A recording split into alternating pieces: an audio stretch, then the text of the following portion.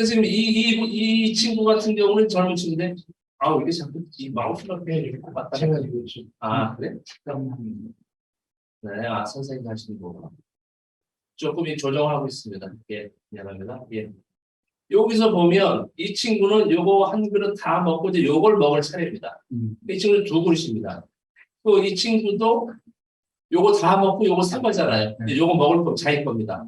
요건 마찬가지고 이 친구도 이제 마찬가지고 이 여성분은 이제 뭐 하나 먹고 있고 이 친구는 다 먹고 두 번째 그릇입니다. 이게 예를 들면 이렇게 남성분 젊은 친구들 한 두 그릇 뭐 이상 먹고 또 어떤 친구는 세 그릇 먹는 사람도 있다는 거예요. 뭐 양이 뭐 워낙 크면 이 영유관 냉면 이 모습입니다. 바로 이게 2018년, 뭐 19년 여름의 모습입니다. 정확히 따지면 2018년일 겁니다. 이 장면. 제가 2018년도에 지금 통일 TV가 지금 채널이 없으니까 당시에 그 JTBC에 서울, 평양 두 도시 이야기 찍을 때 평양의 모습을 찍었던 기억이 납니다. 이게 바로 이제 기다리는 사람들입니다. 하루에 5, 6천 명이 오니까 거의 계속 소위 이제 몇 번을 이제 교체를 하죠. 한번 들고 나서 또 빠지면 또 들어오고 이렇게 해서 이분들은 일단 보면 이제 소위 쿠폰 이렇게 해서 이 표를 주민센터 같은 데서 배부받아서 직장 혹은 주민센터에서 일정은 배부를 받고 그리고 더 먹고 싶다 하면 이제 생활보조비에서 이제 자기가 사 먹고 그리고 또 외국인 타지에서 온 사람들은 값이 다릅니다. 값이. 저희 같은 경우는 보통 값은 저기 있다고 말씀드리겠습니다. 온갖 냉면만 있는 것이 아니고요. 또 닭튀김도 있고 뭐 야채 샐러드도 있고 다양한 또 저기가 있습니다. 주로 이제 냉면이죠. 여기는 청류관 2층에서 내려다본 이 대중 식사실입니다. 엄청나죠? 옥류관하고 청류관 이 소위 양대, 쌍대 이 저기라 서로 경쟁을 한다고 합니다. 냉면으로 누구는 옥류관 냉면이 맛있다, 나는 청류관이 맛있다. 나름대로 독특한 맛이 있습니다. 제가 뭐라고 표현은 못하겠는데 함흥냉면, 평양냉면 차이도 아직은 정확히 모르겠지만 하여간 옥류관 냉면, 청류관 냉면 서로 경쟁을 합니다. 독특하게. 여기는 청류관에서 가족이 와서 이 식사하는 모습을 제가 마침 취재할 기회가 있었습니다. 이 친구는 이제 대학생이니까 어려 보이지만 대학생입니다. 맥주잔을 먹었죠. 얘는 이제 어린아이니까 주스를 먹고 이렇게 해서 아빠, 엄마, 딸 둘 이렇게 해서 오리불 봅니다. 메뉴가 이때 보니까 주방입니다. 주방에서 이 1만 그릇을 소화하는 이 주방에 이 양반은 이제 계속 면만 쌉니다. 하루 종일은 면만 쭉 삶아내면 여기서 이제 골라내죠. 이분들은 이제 무게 달지 않아도 손으로 한번 휙 하면 200g, 휙 하면 100g, 그 100g, 200g짜리로 나눕니다. 좀 이따 또 자세하게 말씀드리겠습니다. 여기 이제 고명 얹는 사람들, 고명 육수 넣고 이제 고명 얹는 사람들. 돼지고기, 편육, 이렇게 갖가지 달걀 있고 오이도 있고 이렇게 해서 이렇게 고명을 얹는 쪽 그래서 쭉쭉 계속 나눠. 지난 시간에 제가 그 음식이 북한의 음식이 맛있다는 말씀을 있을 겁니다. 음식이 이렇게 보면 이게 이제 2018년 6월 27일일 겁니다. 메추리 완자탕의 메추리가 64g이 정량이라습니다. 133g, 107g, 98g, 168g. 느끼시는 바 있으시죠?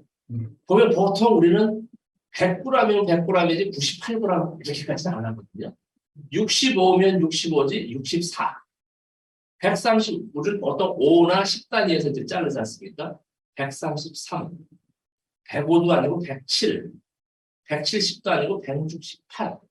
요렇게까지 세세하게 나누어서 레시피를 만들어서 음식이 이제 맛있다는 이유는 제가 이제 18번 방북 취재를 했죠. 한 7, 8번 가니까 이제 제가 알게 된 맛이에요. 음식은 사실 맛이라는 게 사람마다 다 다르지 않습니까? 입맛이 가족 간에도 다르고 왜 이렇게 음식이 싱거워? 그러면 이제 집사람은 아니 짠데 왜 싱겁다고 그래? 이 양반은 왜 이렇게 짜게 먹으려고 그러면 이런 다툼이지 않습니까? 그래서 객관적으로 맛이라는 게 상당히 그 주관적일 수밖에 없는데 북쪽의 음식이 정말 맛있다라는 걸 좀 빼도 박도 못하게 한 제가 설명을 드리겠습니다. 바로 이 부분입니다. 거기는 모두가 다 레시피에 의해서 주방에서 음식을 만들어내요. 어디나 다 마찬가지겠죠. 뭐 눈대중으로 하는 사람도 있고 손맛으로 하는 사람도 있겠지만 결국은 레시피에 의해서 워낙 많은 인원을 하다 보니까 가족 간에 하는 것은 뭐 손으로 간장, 뭐 소금으로 눈대중으로 칠 수 있겠지만은 뭐 100명, 1000명, 5000명 하는 요리에 이런 이게 있어야 되거든요. 그래서 북에서는 그 이제 해가지고 예를 들어서 이제 뭐 냉면 하면은 냉면에 육수에는 뭐 몇 그램 뭐 얼마 뭐 하면 이게 얼마의 물을 넣어서 몇 분을 끓여서 하면 이 레시피가 쫙 있습니다. 매뉴얼이라는 게 있습니다. 어느 식당에나 제가 봤으니까 그렇게 해서 조리를 해서 내니까 누가 하든지 간에 큰 차이 없이 그 맛을 유지를 하는 겁니다. 조금 이따 시간 되면 개성의 13첩 반상 뭐 신설로 해가지고 요리 쫙 제가 진열해 놓은 게 있거든. 넣는 재료를 거기에 보면 그 재료를 다 넣는 겁니다. 다 넣으니까 맛있을 수밖에 없죠. 요리에 무슨 뭐 주방장의 비법이 있는 것이 아니고 제 원료를 제 양을 정확히 넣기 때문에 맛있다. 왜? 제일 맛있는 값을 내서 만들어낸 수치에 맞게 했으니까. 이해되시죠? 네. 네. 그래서 맛있을 것 같다. 라고 말씀드려요. 좀 이따 보충. 그러니까 아까 주방도 아주 상당히 이제 옥류관 주방을 군으로도 못 들어가 봤다는데 사실 저는 들어가 봤습니다. 아주 좀 까다롭게 해서 했는데 아까 명예와 집에 물어봤어요. 이 옥류관 주방을 아무도 들이지 못했다고 하는데 혹시 무슨 왜 육수에 비밀이 새 나갈까봐 안 된다고 이렇게 알려져 있긴 한데 아니 선생님 그건 아니고요. 하루에 5,000명, 6,000명이 오는 이 많은 인원이 오는데 혹시 병균이라도 들어가서 이 설사병이 들어오면 큰일 납니다. 평양이 전체가 큰일 납니다. 위생 때문에 외국 사람이 들어오지 못하고 해서 저는 철저히 신발부터 머리끝까지 다 싸매고 해서 들어가서 취재를 했고요. 그래서 그 위생 때문에 외국 사람들이 일절 들어오지 못합니다. 철저하게 위생 때문에 그렇습니다. 봉사원 이 친구들도 바로 들어가지 못하고 이 진열장 같은 데 음식을 빼서 갔습니다. 주방하고는 완전히 분리가 돼 있습니다. 요걸 이제 클로즈업한 냉면 고명 올린 거 제가 클로즈업해서 찍었고요. 옥류관에서. 여기 뭐 요게 몇 인분일 것 같습니까? 그릇은 5그릇인데 4인분. 아닙니다. 3인분 아니면 3인분 아니면 뭐 4인분, 5인분은 절대가 아니고요. 한 3인분 정도 됐다고 저는 보고 있는데요. 보통 거기는 이제 뭐 보통 곱빼기 우리 같이 그렇지 않고요. 이거 면의 g수로 얘기합니다. 그러니까 면 g수가 요것이 200g짜리입니다. 요것은 100g짜리입니다. 양도 그렇지만 요걸 어떤 걸로 구분을 하느냐? 달걀이 절반이죠. 요거는 4분의 1입니다. 그래서 요건 200g짜리입니다. 그리고 요건 100g짜리. 300g 하면 이렇게 2그릇을 줍니다. 400g 먹겠다 하면 200g짜리 2개를 주고 난 200g만 먹겠다 요거 하나 먹고 200g 난 100g만 먹겠다 그럼 요거 100g짜리 하나 먹고 제가 이제 일행하고 가면 보통 옥류관에 제가 한 2주일 체류하면 청양에 있다면 보통 한 서너 번은 갑니다. 사실 점심 때 가서 먹으면 제 운전기사 이 친구는 젊은 친구인데 하여간 보통 이제 300g 먹고 카메라 감독 하면 이 친구는 400g 먹습니다. 이런 분들에게. 저는 이제 이거 냉면을 먹는 것이 아니고 좀 이따 나올 텐데 이제 보는 쉬움떡 해가지고 술떡 그리고 이제 녹두지질 한 잔. 또 메추리구이가 아주 기가 막힙니다. 참새구이 같은데 메추리구이 해가지고 한 마리씩 먹으면 아주 상당히 맛있고 그걸 먹고 이제 면을 먹으니까 저는 그냥 200g 보통 한 그릇 먹고 제 안내원 이 친구는 이제 살 뺀다고 100g만 먹습니다. 그래서 100g, 200g, 300g, 400g 다 달라 이 네 사람이 먹는데 참고로 이렇게 돼서 자기 양념 먹겠다 하면 이런 소위 다대기라고 그러나요? 이렇게 먹고요. 여기 바로 이제 녹두지짐입니다. 한 잔씩 먹죠. 요 소스도 아주 독특해요. 옥류관에 녹두지짐에 이제 녹두 있고 다른 거는 돼지비계가 하나 가운데 딱 들어있는 게 특장점입니다. 한 잔씩 먹고 이게 쉬운 떡. 우리 저 어렸을 때 술떡이라 술떡. 네, 술떡이라고 그러는 그저 막걸리를 발효했나요? 뭐 술을 제가 또 어렸을 때 참 좋아했던 술떡. 이게 이제 기본으로 이제 소위 이 냉면 나오기 전에 먹죠. 여기 이제 소위 이 저 아이스크림입니다. 아이스크림 맛이 독특해요, 사실. 저또 청중한 아이스크림도 또 독특하고. 그래서 아이스크림 갖고도 이제 경쟁한다 이제 이런 얘기를 하죠. 여기는 이제 여명거리 평양 원반집이라고 4대 음식 중에 하나라고 이제 원반집에나 취재 갔을 때 제가 이제 이 조리사 이 친구들하고 이제 요 조선옷이라고 그럽니다. 우리 이제 한복이라고 그러는데 조선 북에서는 조선옷이라고 그러고 이제 한옥 한옥거리를 조선 가옥거리 이렇게 조선이라는 말을 쓰죠. 우리는 한이라는 말을 쓰고 거기는 다릅니다. 우리 이제 한반도 하는데 북에서는 조선반도라고 이렇게 또 호칭이 있죠. 여명거리 원반집에 취재를 해서 이 친구도 또 이 양반도 저 여명거리 원반집의 총 지배인입니다. 보니까 북의 식당급은 거의 지배인이 여성분들이 하더라고요. 좀 세밀하고 좀 이렇게 식당 지배인은 주로 여성분을 제가 많이 봤습니다.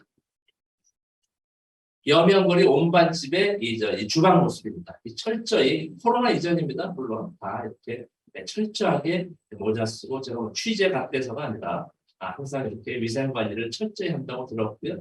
여기 음식물 규격해가지고 있지 않습니까? 이쪽 요리하는데 다 이 그램수가 들어있는 거. 아주 세세하게 소금 1g, 뭐 2g, 뭐 1.5g 이렇게 아주 아까 말씀드렸듯이 1 단위로 100에서도 133, 뭐 98 이렇게 세세하게 나누어서 만든 평양 원반은 반찬이 딱 물김치 딱 하나입니다. 그리고 각각 개인으로 줍니다. 원반 하나에 이것도 전설이 있는데 전설까지 얘기하면 너무 시간이 많이 나가고 각각 1인에 그래서 평양 원반 이 육수를 이렇게 부어주죠. 보면 이제 밥이 부르니까 이게 이제 밑에 밥 그리고 이제 위에 고기 돼지고기하고 닭고기입니다. 그리고 요 이제 녹두지짐 하나를 딱 얹어서 이제 이렇게 해서 이제 육수 그저 돼지 닭 그게 있더라고 또 그 한 통에 삶아가지고 육수를 내고 간은 자기가 하죠. 여기 보니 영웅자리 해가지고 이렇게 또 우대하는 자리입니다. 방 입구에 멀리 들어가지 않고 물어보니까 이 양반들 보통 영웅하면 우리 이제 군인 뭐 이런 경찰 군인 이런 분을 생각하는데 아무리 봐도 연세가 들어도 그분 같은 때 선생님은 어떻게 해서 영웅 자리에 앉게 됐습니까? 아니면 우리 자기들은 이제 교수 학교 교수에서 연구 업적을 해가지고 국가에서 영웅 칭호를 받았다 이래가지고 이제 뭐 영웅 자리다 이렇게 해서 이런 대우를 받는 거죠. 그들은 경로석 뭐 이런 개념도 있고요. 여기 이제 별무리 찻집이라고 지난번에 지난 시간에 그래서 이 종업원들 주방 종업원들이 휴대폰 하는 모습 아마 생각이 날 거예요. 여기 보면 바로 이 모자 쓰고 이제 휴대폰으로만 하는 분 이 친구들을 찍은 모습입니다. 네, 지난 시간에 주방도 깨끗하고 정결하게 피자, 파스타, 스파게티 이 만드는 주방입니다.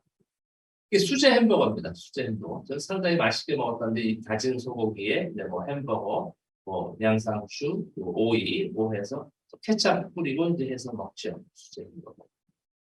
여기는 이제 피자를 시켜 먹는 이 친구들인데 이제 제가 좀 물어보니까 결혼 10주년 기념일을 해서 나왔다고 그러더라고요. 그래서 결혼 10년이 됐네요. 하면서 아니 아이들은 없나요? 이제 그러면 아니 왜 없습니까? 아니 왜 같이 안 왔을까? 오늘 같은 날 친구 집을 맡기고 기분 내러 둘이 왔다. 그래서도 저희 듣고 참 잘 보내시라고 했는데 진짜 뭐 결혼 10주년 기념식에 애까지 나와가지고 이렇게 저렇게 하면 뭐다는 그런 요 장면입니다. 이렇게 웃는 그런 모습들. 근데 비행기 인테리어 한 거 있습니다. 비행기 창 같이 해가지고 내부 인테리어를 이렇게 해서 피자 먹고 와인에 한 잔 딱 모양을 내는 결혼 10주년 기념복이었고요.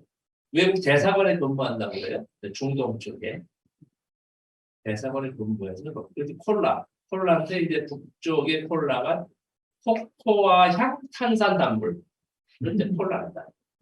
이제 코코아 향이 나는 탄산 단물 그래서 북쪽에서 생산하는 걸로. 또 다른 테이블에 이제 북쪽 시민들, 뭐 종업원입니다.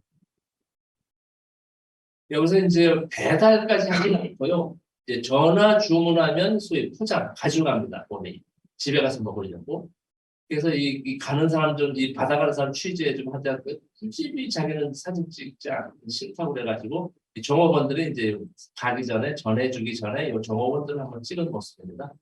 별무리 찻집에 이 배달 피자 포장 배달 요 장면입니다. 있을 건 다 있죠, 그죠? 전화해서 배달도 해놓고. 보니까 전화번호가 또 신기하게도 02입니다. 서울이 02거든요. 그전에 요즘은 다 이거 011로 했기 때문에 이제 가정집 전화가 없지만 그전에는 전국 할 때 뭐 경기도는 031, 서울 02, 인천은 032 이제 다 제주도 064 뭐 이렇게 갔는데 요즘은 다 그 개념이 없죠. 평양도 이 번호가 02입니다. 도시 번호가 희한하죠. 이 김치를 제가 하나 이제 부각했는데 이 어느 분은 이제 평양 가서 북한에 가서 북녘에 가서 여행이든 뭐 공무로 같은 음식이 이렇게 맛있다고 하는데 가장 맛있는 음식이 뭐냐라고 했을 때 어느 분이 김치라는 표현을 했어요. 이 친구 누군가 하면 그 윤상인데 윤상 그 작곡가. 이 친구가 그 남쪽 그때 북쪽 그저 공연단 북쪽에는 현성월 단장 감독, 남쪽에는 이제 윤상 음악 감독. 윤상 이 친구가 한 이야기입니다. 이 친구가 저희가 이제 JTBC에서 할 때 그 두 도시 이야기에 서울 평양의 음악을 담당했습니다. 그래서 이야기할 때 이 이야기를 들었어요. 김치가 상당히 맛있을 수밖에 없죠. 이 김치도. 여기 이제 이탈리아 요리 전문점. 좀 복장도 좀 다르죠. 이 양반도 이제 그 총지배입니다. 이런 분들은 이제 주방에 일하는 분들이고 이제 봉사원들 이런 분 아주머니가 이제 이 보장 성원들이죠. 뒷일을 좀 하는 분들. 요 이제 제가 메뉴표 좀 들고 보자라고 해가지고 이제 그 이탈리아 요리 전문점의 이제 메뉴판이고요. 요게 이제 종합 피자라고 하는데 요 달걀이 또 저는 압권이었습니다. 제가 아직도 옛날 그 맛은 계란 프라이를 아직도 좋아하고 계란을 좋아하는데 이 피자에서 이 계란이 삶은 계란이 하나 딱 얹어 있는 이 모습이 올리브 있고 뭐 햄 있고 뭐 소세지 있고 뭐 토마토 있고 뭐 다 이 도우라고 이 빵 이거 도우라고 그러죠. 그런데 이 기가 막히게 맛있습니다. 그리고 또 이제 화덕 물론 뭐 어디 우리 뭐 어떻게 하겠지만 진짜 실제로 화덕을 해서 이걸 해서 쭉쭉 끌어냈다가 뺐다.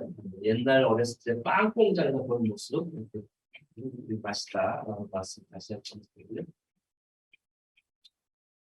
아주 뭐 스파게티 피자 잔치를 하고 있더라고요. 이제 가보니까 이 친구들 피자 한쪽 먹고 뭐 샐러드도 먹고 뭐 누구들 이 이제 생맥주 가스 맥주라고 그러죠. 이제 대동강 맥주의 가스 맥주 이분들 거의 음료수 마시듯이 한다고 그러더라고요. 물론 뭐 콜라도 마시고 보통 이제 이게 2층에는 이제 이거 연회실까지 이렇게 와서 이제 식사를 하죠. 보통 이런 이제 연회실에는 이제 결혼식 피로연 아니면 이제 뭐 환갑 잔치를 주로 많이 하죠. 오늘 이제 시간이 짧아서 자세히 말씀을 못 드리는데 이제 환갑 잔치에 대해서도 여러 가지 드립니다. 이건 대동강 대식당에서의 대동강 맥주 1번부터 7번까지 다양한 맛을 내죠. 6번, 7번은 흑맥주입니다. 보통 2번이 이제 대개 아주 거의 80% 2번이 이제 대중적인 건데요. 이게 이제 원료가 다릅니다. 이 원료가 쌀 70%, 뭐 보리 30%, 뭐 90% 이게 다 다릅니다. 1번부터 7번까지. 근데 이거 다 세부적인 게 있죠. 그러니까 어느 분은 그러더라고요.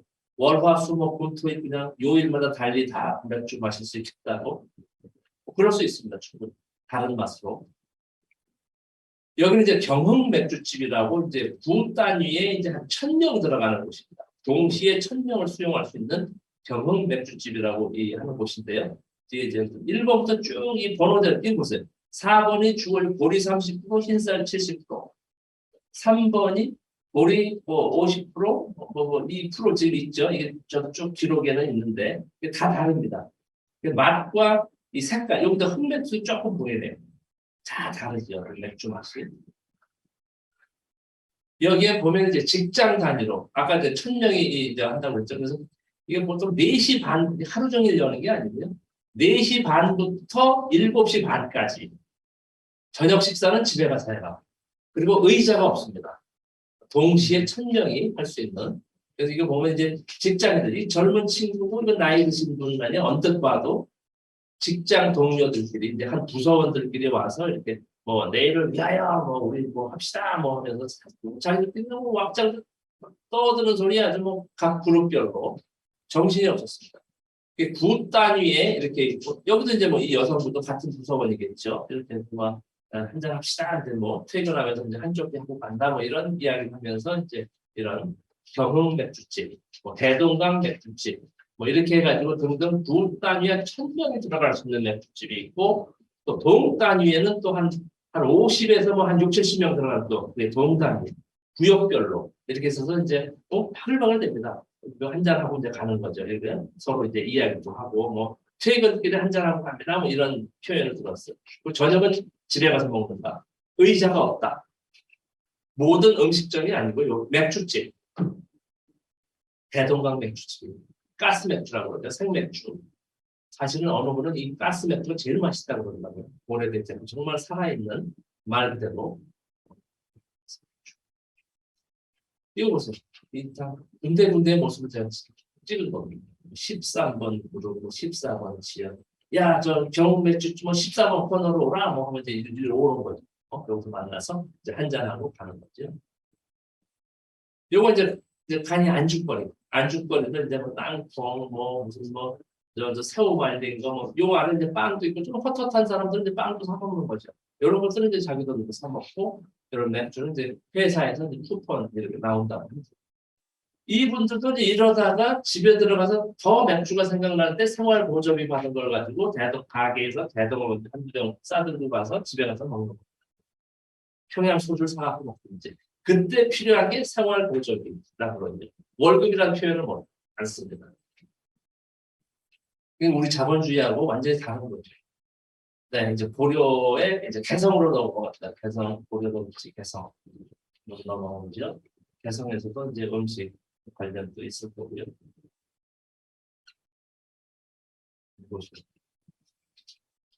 이사는 오늘 8시 정도까지 있는 걸로 네, 한 30분 남았네요. 만월대 안에 만월대가 이 석축만 남아 있죠. 거의 이렇습니다. 석축만 남아 있고 이 주춧돌만 남아 있다고 그러죠. 이제 황성예터, 황제, 황성, 고려를 황국이라고 했다고 그러죠. 황성예터, 이 안내원에 가면 황성예터를 또 구수하게 노래를 합니다. 주춧돌만 남은 천년 도읍집 고려의 황성, 바로 이 석축도 이제 막 무너져 내리고 해서 개성 만월대 발굴을 남북 공동 발굴하다가 또 중단됐죠. 꽤 오래됐죠. 그래서 여기서 고려시대 금속 활자도 몇 개 발견된 바로 요 지역이라고 합니다. 여기 이제 고려 박물관이라고 이제 왕궁 궁 일부 서에 이제 그 박물관을 만들어 놨습니다. 들어가면 뭐 여러 가지 이런 모습들입니다. 박물된 뭐 고려 청자 이런 모습들이죠. 그대로 당시 그때 모습들 또 개번을 하고 있고 그때 그런 모습들. 고려 성균관 자리에 박물관을 유지하고 있습니다. 예. 전시된 일부 물건으로 만월대 이제 모형을 갖고 이제 설명하는 이제 해설서입니다. 고려의 황궁터 아까 이 석축만 보였죠. 이 석축만 남아 있는 거죠. 이렇게 해서 이게 다 이랬었는데 다 이제 뭐 바다 주춧돌만 남아 있죠. 그 개성의 자남산이라고 있어요. 야트마타 산인데 거기서 내려다본 시내 중심가까지는 아니고요.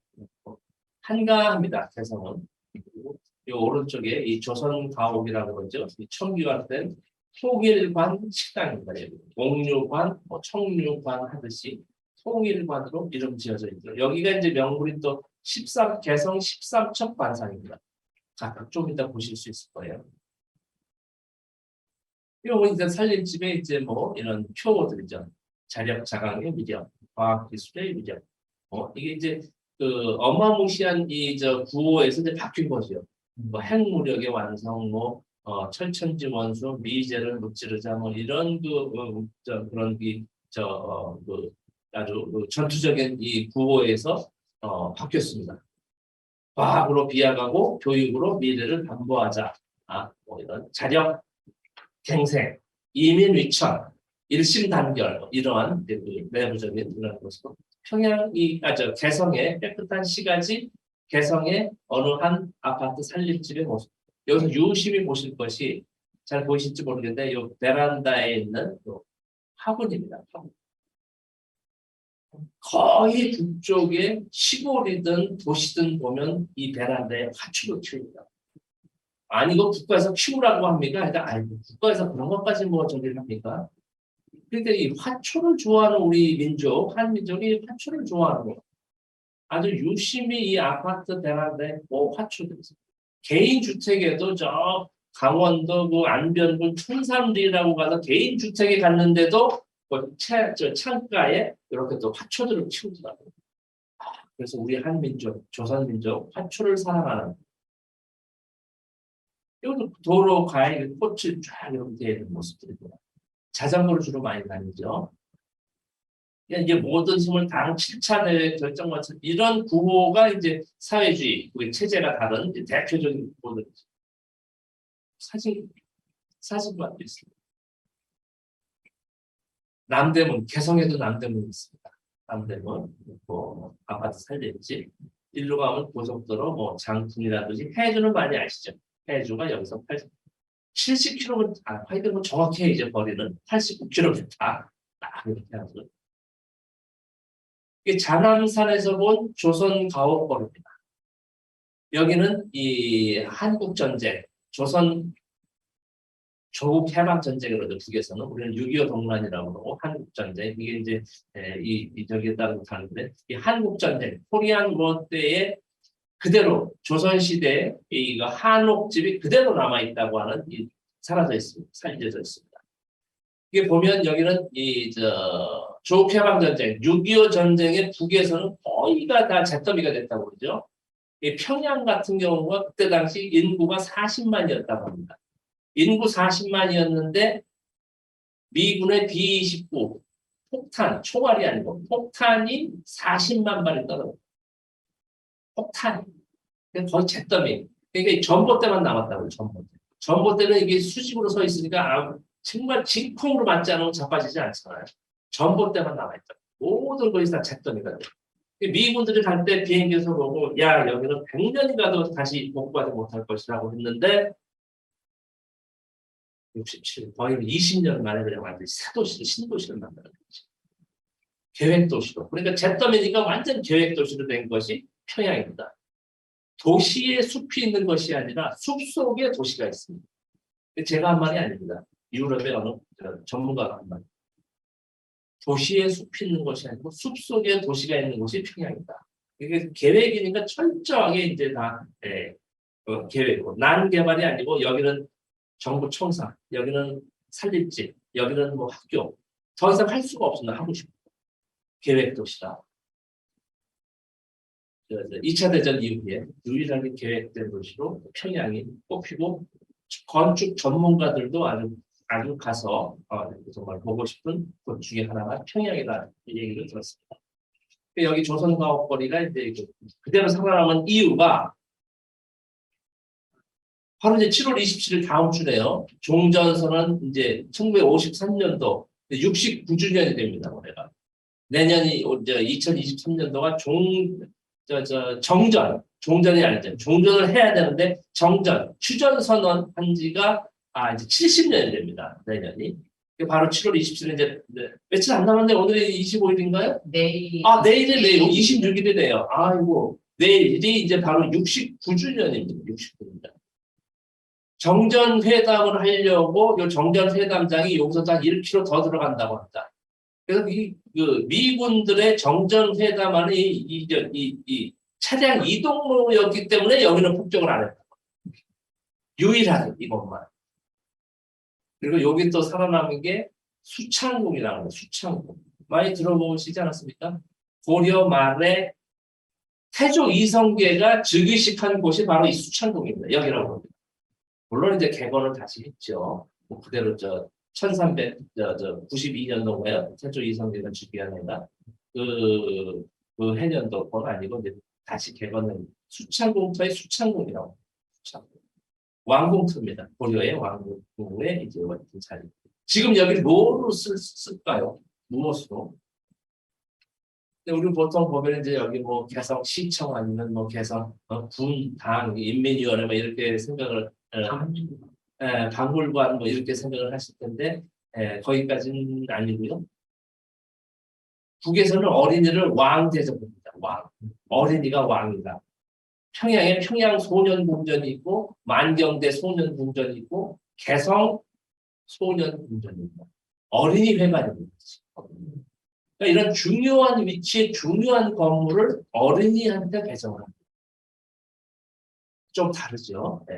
국가에서는 국가 기관이 우선이 아니고 어린이가 국가의 보배다, 국가의 미래다 해가지고 어린이가 왕이다 해가지고 이런 왕궁, 궁전이라는 표현을 쓰고 이렇게 해서 시도별로 이렇게 만경대 학생 소년 공전은 사실 대단합니다. 세계적으로 알려진 것이거든요. 근데 이게 이게 잘 선전된 평양에만 있는 것이 아니냐라고 하는데 그렇지는 않고 저도 물어보니까 웬만한 시도 단위에는 다 하나씩 있다고 합니다. 개성 학생 소년 공전입니다. 근데 여기서 무엇을 하는 곳이냐? 학생 아이들, 초, 중, 고등학교, 대학생은 아니고 초, 중, 고등학교 아이들이 방과 후 예체능 교육을 하는 곳입니다. 1인 1개에서 저 악기를 한다든지 뭐 체육 탁구를 한다든지 그러니까 아이들의 그 특별 활동, 방과 후 활동, 공부가 아닌 학습이 근데 물론 이것도 학습이죠. 뭐 음악 학습도 될 수 있고 뭐 무용 학습도 될 수 있고 무용 예체능 관련 이저 방과 후 교육 센터입니다. 그래서 학생 소년 공전이라는 이름을 붙여갖고 있죠. 고려말 조선 개국한 태조 이성계가 즉위식을 한 수창궁을 지금은 개성 학생 소년 공전으로 북에서는 관리 운영을 하고 있습니다. 뭐 좋다 나쁘다가 아니라 이런 얘기를 말씀드립니다. 개성 소위 뒷골목, 개성 한옥거리에 조선 민속여관이라고 있는데 제가 거기서 묵었거든요. 한옥거리 한옥 그대로 나올 겁니다.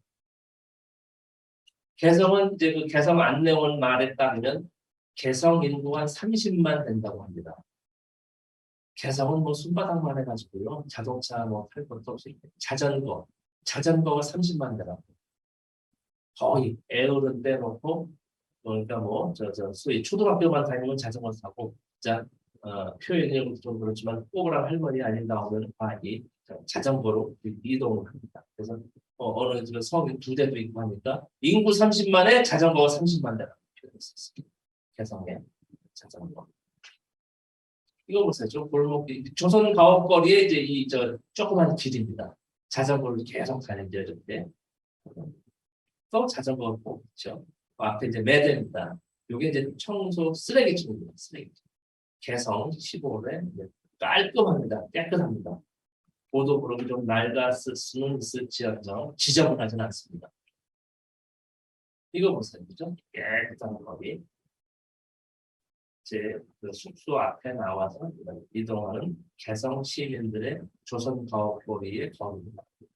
여기가 이제 조선 가옥거리 이제 조선 민속여관, 여관이라는 표현을 쓰죠. 호텔 숙소를 한옥을 그대로 조선 가옥을 그대로 뭐 3호실, 4호실 해가지고 가옥 하나 체제를 안에 들어가서 방 3칸 있으면서 제가 어렸을 때 살던 옛 기억이 생각나더라고요. 앞에 조그만 연못도 해놓고 저 광도 있고 저 뭐 안방 건너방 뭐 주방 뭐 이렇게 뭐 건너채 이렇게 좀 떨어진 방 뭐 해서 방이 한 3~4개 있는 방 있습니다. 중국 관광객이 아니고요. 북한 조선 관광객들입니다. 북에서 온 관광객. 평양 혹은 뭐 함흥 뭐 원산 여기 개성이니까 관광 버스 타고 내려서 이제 방 배정 받기 전에 이 모습들입니다. 바로 배정받고 그리고 이제 선주교입니다. 선주교 여러분 다 아시죠? 가보면 되시고 사진 보면 정공주 후예가 자기 조상 정공주가 여기서 철퇴를 맞아서 그런 곳을 사람이 다닐 수 없다 해서 막아놓은 곳이라고 합니다. 서울로 다니지 말아라 하고 옆에 따로 이렇게 또 다리를 놨다고 하죠. 얼마 전에 또 봤죠. 그 태조 이방원 KBS에서 저는 역사 드라마 재밌게 보는데 오래간만에 본 기억이 납니다. 요 이제 해설론이 요 이제 요 핏자국이라는 이 작품 이런 표현을 하고 있는 이거 제가 프로그램을 잠깐 찍었습니다. 핏자국이었는데. 근데 그러죠. 이제 해설원이 설마 그때 핏자국 남았겠습니까? 이제 이 화강암에 이제 화석으로 해서 이런 후손들이 그렇게 했지 않았을까? 뭐 이렇게 상식적인 이야기를 합니다. 고려 성균관 대학입니다. 세계 최고로 오래된 대학입니다. 고려 시대에 고려 성균관이 거의 1000년이 넘었으니까요. 고려 시대에 1100년인가요? 네. 1000년도 이때 고려 개국했죠. 900몇 년도에 왕건이 그때 설립된 성균관 물론 뭐 그 터에 이제 다시 세운 거죠. 그래서 세계 가장 오래된 대학교라고 자부심이 대단합니다. 개성의 고려 성균관이라고 합니다. 아니, 대학자는 안 붙이고 고려 성균관 이게 대학입니다. 여기 가장 세계적으로 또 유일한 학과 중에 하나가 고려 청자학과입니다. 고려 청자학부 해서 5년제라고 합니다. 그래서 이제 5학년 학생들 실습하는. 그러니까 이제 고려 청자의 맥을 잇자 해가지고 이제 국가에서 집중적으로 이제 대학 학과를 설립해서 5년제를 운동합니다. 고려 청자를 하자. 그리고 개성 인삼학부입니다. 여기도 5년제라고 합니다. 보통 우리가 의예과 의사들이 6년제 하거든요. 보통 건축학과가 5년제, 일반 대학은 4년제. 여기가 이제 개성 고려 성균관은 인삼학부, 고려 청자학부를 5년제로 운영을 합니다. 인삼에 대한 연구를 계속 해나가는 거죠. 특화된 학과를 제가 취재를 했었어요. 실습실입니다. 아까 도자기과하고 인삼과 실습실. 70년 분단의 현장 판문점. 북에서 본 판문점의 모습입니다. 아리아 정말 만감이 교차하지 않을 수 없었는데 또 어떤 곳보다도 이게 이제 북쪽에서 개성에서 내려가면서 본 개성에서 볼 때 남쪽에 판문점이 있죠. 우리는 무조건 북쪽에 판문점이 있고 할 때 조국 통일이라고 써 있습니다. 조국 통일. 이 반대쪽에도 또 써 있습니다. 무슨 글자가 써 있을까요? 좀 이따 보시겠습니다. 후대들에게 통일된 조국을 물려주자. 이게 이제 돌로 해서 아주 포스터 같이 붙여 있고요. 통일된 조국, 통일을 상당히 아주 북에서는 강조를 하고 꼭 해야 된다는 아주 철저하게 교육이 아주 철저하게 되어 있습니다. 통일하면 이제 말이야 북한 놈들 말에 적화 통일하려고 이제 그건 자기 생각이고요. 일부 편향된 시각을 가진 사람이. 그래서 제가 이제 대답을 하고 이제 이렇게 할 때는 통일에 대한 북의 일관된 입장은 뭐 일부 얘기하는 뭐 적화 통일이다 뭐 있다고 말 같지 않은 소리 하고 있는데 아니 다 폭파해서 파괴시키고 사람 다 죽이고 하는 그런 통일은 우리는 바라지 않는다. 그런 통일에서 뭐가 하느냐? 사람 다 죽이고 다 폭파되고 나서 살아나면서 무슨 놈의 그런 통일은 의미가 없다. 그런 통일을 하느니 안 하고 지금 이대로 사는 게 낫다. 통일은 우리 민족이 함께 잘 먹고 잘 살자고 위한 통일이다. 라는 것이 북의 주민들은 확고한 생각입니다. 그래서 핵에 대한 부분도 이런 또 시간이 가는데 절대로 남쪽을 향했을 핵이 아니다. 제가 2017년 당시 아주 핵이 상당히 예민할 때입니다. 트럼프 대통령은 막 돼서 유엔 총회에서 핵을 만들어내고 미국으로 날아오는 저기를 있다는 거기를 원천 봉쇄하기 위해서 한반도를 핵으로 다 없애버릴 수도 있다. 이런 그 어마무시한 말을 할 때에도 남쪽 일부 사람들은 그렇게라도 해라가 있다고 소리를 했는데요. 북쪽만 폭파도 북쪽 사람들은 죽습니다. 남쪽 다 죽습니다. 어쨌든 그래서 북에서도 뭐 우리도 핵이 있다 뭐 단추가 있다라고 해서 했는데 북에서는 핵은 핵으로 억제한다. 핵은 한 발만 갖고 있어도 수천 발 갖고 있는 것이 함부로 못한다라고 해서 이제 아주 이제 없애려고 핵 있는 사람 있는 나라가 없는 나라 아주 싹을 없애버리려고 하는 거죠. 소위 얘기가 한없이 길어지는데 어쨌든 북의 핵은 없애려고 만들었다. 그리고 핵을 수천 개인지 수만 개인지 알 수 없는 미국하고 어떻게 우리가 상장하느냐. 우리는 미국을 향해서 돌멩이 하나 던진 적이 없다. 그러나 미국은 하루 우리를 북을 압살 정책을 하고 없애려고 하니까 우리는 죽기 살기로 핵을 만들고 이러니까 미국이 공격을 원한다. 우리는 살려고 핵을 없애려고 만들었다는 얘기를 하고 있어요. 이 얘기는 조금 더 자세하게 얘기하고 나오면 잘라서 해서 좀 나오고 그 뒤가 자주통일입니다. 자주. 적화 통일, 흡수 통일 이것이 아니고 자주적으로 남과 북의 인민, 국민이 합쳐서 평화로운 통일을 하자. 조국 통일은 자주 통일을 하자. 인민군 이제 이 장교가 판문점 분단된 이 설명을 하죠. 북에서 본 판문점의 남쪽의 이 모습입니다. 기억나시죠? 제가 이쪽에서 참 감제가 만감이 교차하지 않을 수 없었어요. 이제 소위 평화의 집이라고 그러죠. 남쪽 여기서 회담하고 이런 곳입니다. 요 세 곳, 요곳이 이제 중림부 감독이 해가지고 이제 그 회담장 이전에 했던 곳입니다. 여기가 바로 그 문재인 대통령, 김정은 위원장, 트럼프 대통령이 넘나들었던 요게 바로 분단선 5cm, 가로 20cm, 높이 5cm. 요게 분단선입니다. 이제 남쪽이고요. 북쪽. 이렇게 해서 지금 이 사람들이 서 있죠. 남쪽 관광객들이 할 때는 북쪽 관광객을 하지 않습니다. 서로가. 그리고 남쪽 장교 군인들이 이렇게 경비를 서고 있죠. 요 선을 넘지 못하게 합니다. 그러나 막 죽기 살기로 뛰어가지고 난 북으로 넘어가겠다 하는 것을 막기 위해서 요 섬을 주고 이 사람들이 서 있는 것입니다. 북쪽도 마찬가지입니다. 그리고 설령 뛰어넘어섰다 손 치더라도 남과 북이 합의하에 이 사람이 길을 잠깐 정신이 혼미해서 길을 잘못 들었다 해서 돌려보내주게 돼 있어요. 오충성이라는 사람 막 술 먹고 들어와서 막 자기가 죽이 살고 도망가려고 그런 사람 빼놓고 일반 관광객. 그래서 사실은 그전 시기에는 6개월 심사 뭐라고 그러나요? 국정원에 사는 그 신원 조회를 했습니다. 지금도 아마 신원 조회를 제법 까다롭게 할 겁니다. 사람만 모르니까. 그러나 그럴 일이 없지만은 나 가겠다 북으로 랭크 뛰어가서 넘어갔다 손 치더라도 총으로 쏘지 않고 다시 돌려보냅니다. 남북 간의 합의를 해서. 참고하시기 바랍니다. 그럴 분은 안 계시겠지만. 그러면 다 깨지잖아요. 민간인들만 보내버리면. 그죠? 그리고 이제 남북 회담 때도 마찬가지입니다. 제가 평양에 공식 회의를 2차례 갔었는데요.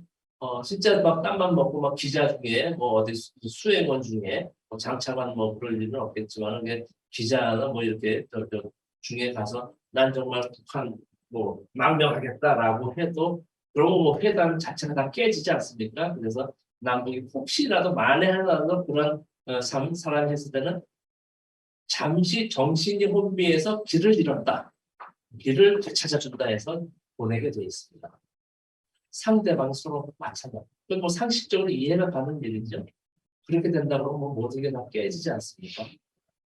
근본적인 게 엉클어지니까 만에 하나 그럴 일은 없지만 그렇게 해도 되돌아와서 상당한 곤욕을 치를 테니까 그때로 참고로 재미삼아 말씀드렸습니다.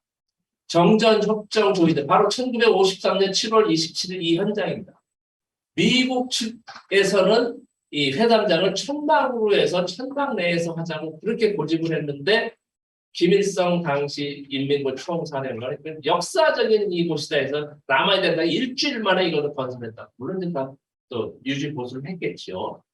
현장에 남겨진 이 미국으로서는 이 휴전을 상당히 수치스럽게 생각했습니다.